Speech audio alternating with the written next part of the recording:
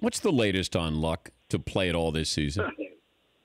Well, I just rolled into the Colts facility around 12:15. Chuck Pagano will give us his nuggets of wisdom, as he always does. And I'm guessing that Andrew's not going to practice today, but we're out here every day just waiting for the puff of smoke, telling us that Andrew Luck is going to practice.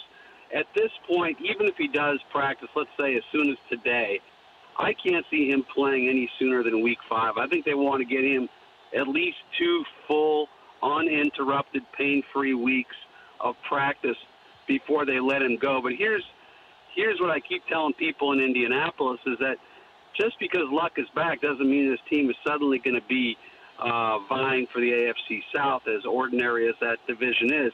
You remember, we remember here 2008, Peyton Manning missed almost all the preseason with an infected bursa on his knee and came out and really was not very good for the first 7 games. And they were 3-4 before he finally became Peyton Manning again. So I wouldn't suspect that Andrew is going to have the kind of season that's going to lead the Colts back into contention in that division. But at what point is this a redshirt season for him that you don't put him out there, because that offensive line, I don't think, is markedly improved after last year that got him in this position in the first place?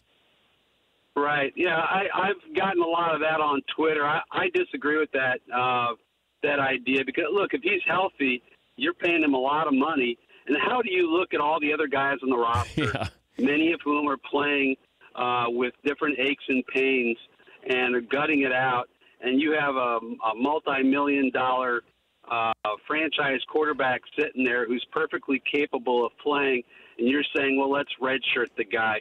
Then you're basically pooch-kicking the season. You're telling the rest of your team it doesn't matter, and I think that's a very dangerous spot for them to put themselves in. Yeah, but, Bob, we're in the era of tanking. Yeah, well, we are, but I don't see that happening for the Colts. I mean, look, Jim Irsay has come out, he's come out and said a lot of things publicly, some of which make sense and some of which don't. But he has said he doesn't have a problem with a bad season or two if it means multiple, not a Lombardi, multiple Lombardis down the stretch. So I think they are willing to take their lumps, but I think that I don't see it proving any point or helping Andrew Luck if they redshirt him this year.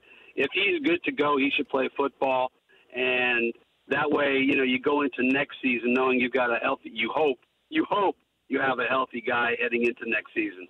The Dan Patrick Show, weekday mornings on Audience.